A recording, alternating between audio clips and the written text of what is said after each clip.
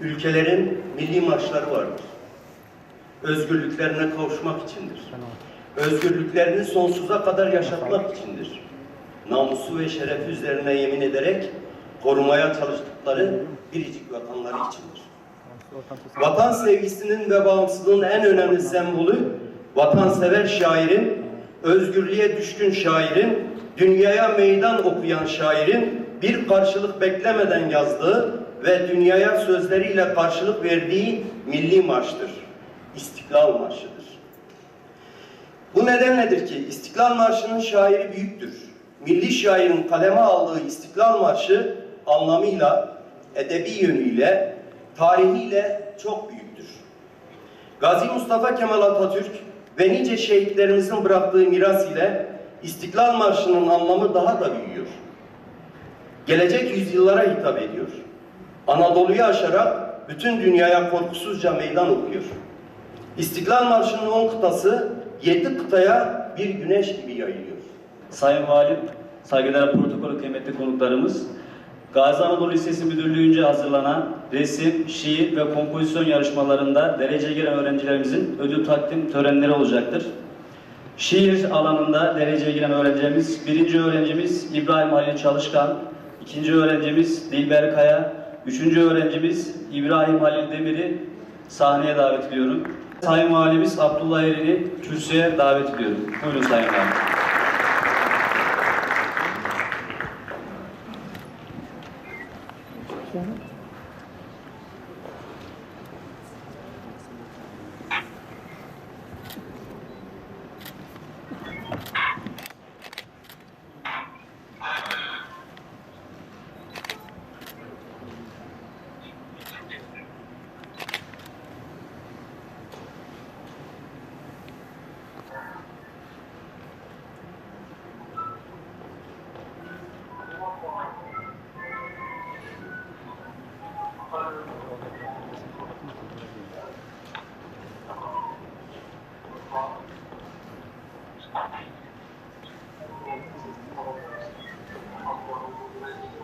Sayın Valimize çok teşekkür ediyoruz.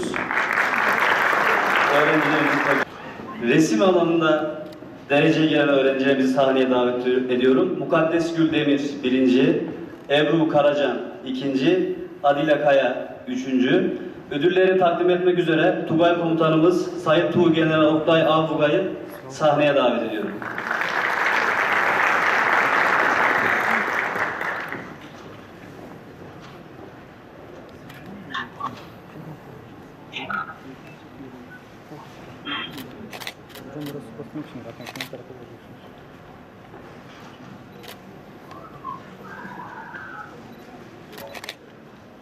Kompozisyon dalında dereceye giren öğrencilerimizi sahneye davet ediyorum. Birinci öğrencimiz Bahar Altundağ, ikinci öğrencimiz Talha Hakan, üçüncü olan öğrencimiz Zeliha Gaser. Ödüllerini takdim etmek üzere Şanlıurfa Cumhuriyet Başsavcımız Sayın Önder Yeniçeri'yi sahneye davet ediyorum.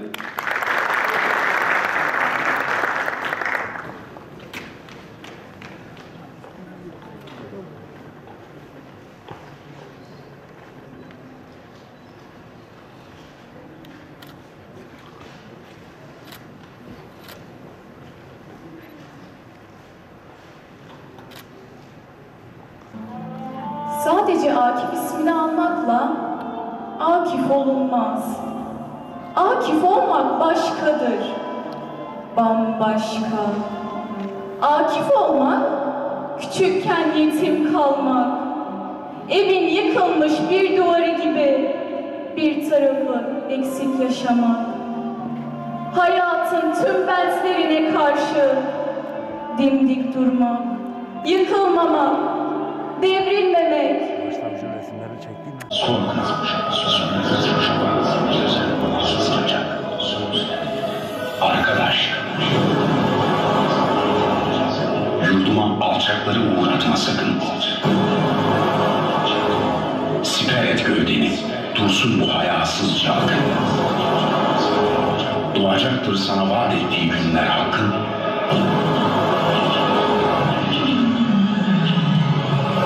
Kim bilir, belki yarın, belki yarından da yakın. Bir çocuksan, kucaksız, oyuncaksız. Bir delikanlıysan, atsız, pusatsız olabilirim. Bayraksız olamam.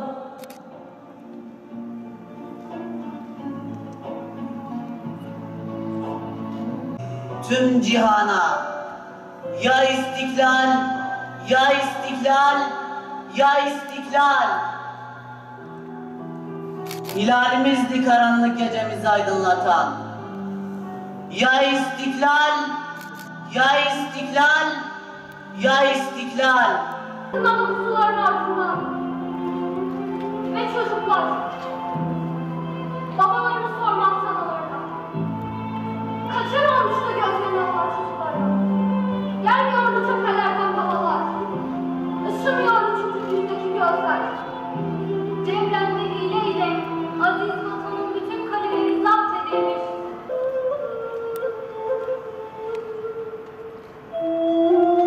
Ya Rabbi, ruhumun senden ilahi şuura çekemedi, değmesin mabedimin göğsüne namahremeli. Bu ezanlar ki şehadetleri, dinin temeli, ebedi yurdumun üstünde beni dinlemeli. 12 Mart İstiklal Marşı'nın kabulü günü ve Mehmet Akif Ersoy Anma Günü programımız burada sona ermiştir. Teşekkür ediyoruz.